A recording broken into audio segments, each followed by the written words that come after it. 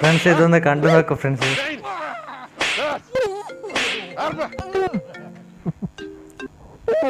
ഒരു അടിപൊളി comedy.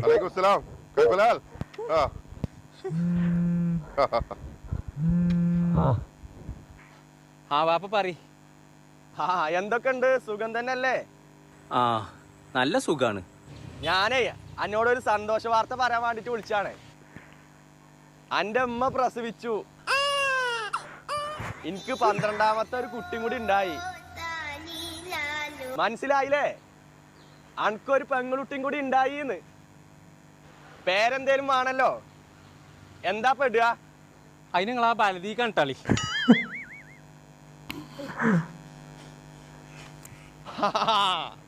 Fathimath Baladiya.